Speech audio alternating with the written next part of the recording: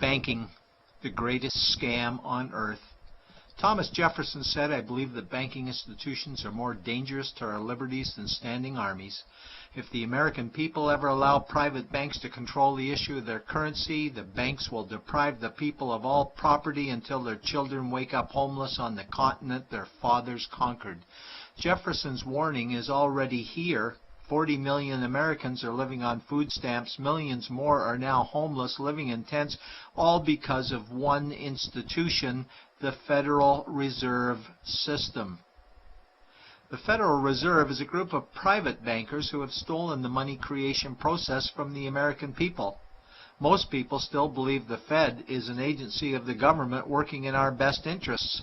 It is not. There is no greater form of evil in the world today, so let's explore the banking scam. None of us have ever been taught anything about money. The reason is to prevent us from learning the truth that money is a trick and money is a trap. When solving any crime, there's a universal truth: follow the money, but with the banking scam, follow it backwards. Where does money come from? The world's money supply is always growing. Where does all the new money keep coming from? Money comes from privately controlled global banks like the Federal Reserve System. They create money every day, which increases the world's money supply. Because all banks are either owned or controlled by private bankers, the real question is, how do private bankers create new money? And the answer is they create it out of thin air. Bankers create money out of nothing. They make it up. It is a fiction.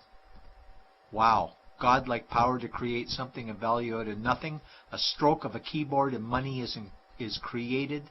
In fact, only 3% of the world's money is even in the form of bills and coins, which means 97% of all money in the world is just numbers typed on a computer screen. This is part one of the banking scam. Money is created out of nothing. The second part of the scam is this phony money is issued as debt. What is debt exactly? Well, when you consider we work our whole lives to pay it off, you could say debt is slavery. But whose debt is this phony money? It's our debt, all of it. It's our debt when we use credit cards, we get student loans, borrow money for mortgages, all bank borrowing. And it's our debt again when the government borrows, which is each and every day. In today's world, money is debt and debt is money, and don't forget the interest charges. Money equals debt and debt equals slavery, therefore money equals slavery. Our monetary system is a carefully concealed system of slavery. Why? Because our government can create the same money for free with no interest charges, just like they used to as the Founding Fathers designed it inside the United States Constitution for our protection against private bankers. The third part of the banking scam is very evil. When bankers create money from nothing and issue it as debt, they only create the principal portion of the debt. They do not create the money for the future interest payments. There is not enough money in existence for all of us to make our interest payments. In fact, our money creation system is even mathematically impossible. Money issued by the banks, principal debt, does not equal the money demanded back to the banks, principal plus interest. We are forced to play a game of musical chairs to see who can make their debt repayments. This guarantees a world of bankruptcy, competition, and scarcity of money.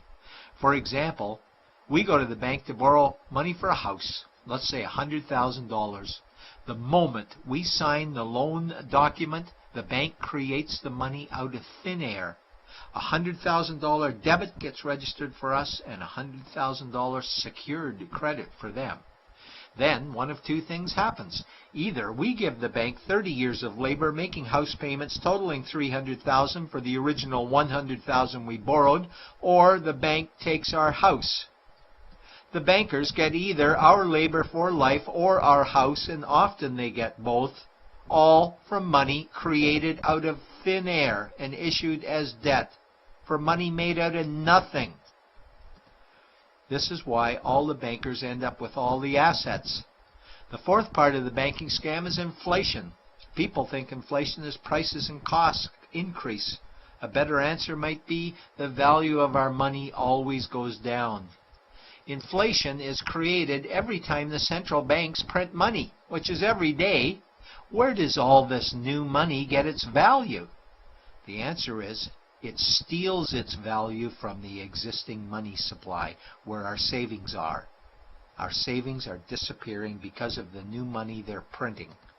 If money creation was in balance with goods and services, there would be no inflation. Prices would stay the same. But the reality is banks always print money, driving prices ever higher, which steals the value of our savings, making them disappear. Since the private bankers created the private Federal Reserve in 1913, the United States dollar has lost 97 cents in purchasing power. An item in 1913 that cost $100 in 2011 cost $2,230, a price increase of 2,130%. This is the banking scam. 4 parts. Private bankers create money out of nothing and charge interest on it. There is no money created for the future interest payments, and inflation steals our savings every day. In order for the banking scam to be pulled over our eyes, the bankers need help from the likes of paid-for politicians and appointed civil servants, military-industrial complex, mainstream media, multinational corporations, and the bankers' good buddies. For example, what do our banker-controlled television networks say about criminal bankers? "Oh, bankers are our saviors. Chairman is Man of the Year. He saved the world. Bankers really do deserve their bonuses. They're so smart." And what do our banker-owned G20 politicians say we need to do?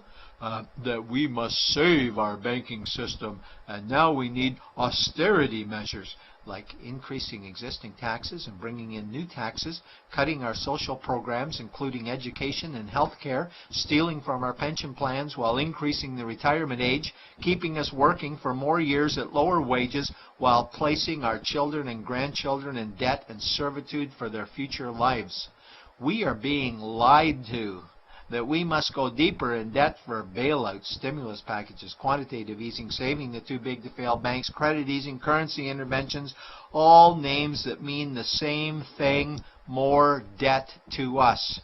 Is it not strange that the solution to too much debt is always more debt to us? And where is all this money going? It's going to the banks and to the bankers. They are stealing our money right now. 0.1% of the world's population owns 2/3 of the world's wealth. This means that 99.99% of the world's population own less than 1/3 of the wealth, a decreasing amount because these guys are stealing it. We desperately need to wake up to the banking scam. It is time for change. To retake control of our money system, we must stop supporting the banking scam. Lincoln said the government should create all the currency and credit needed to satisfy the spending power of government and the buying power of consumers. Money will cease to be master and will then become servant of humanity. And Jefferson said the issuing power of money should be taken from the banks and restored to the people to whom it properly belongs. It's a pyramid scheme. And we, the people, are the bottom layers of the banking pyramid. Without our support, the banking scam collapses. We have to do it ourselves. Wake up, get active, wake others. Remove our money from the bank. Buy gold and silver coins. Get out of debt. Rip up your credit cards. These actions will bring down the banking scam. Only vote for politicians who support debt-free money, or run for office yourself, and turn off mainstream media to search for the truth while you still can. And support every effort to end the Federal Reserve System and all the privately owned central banks. Let's bring these criminals to justice to get our money and our countries back before it's too late.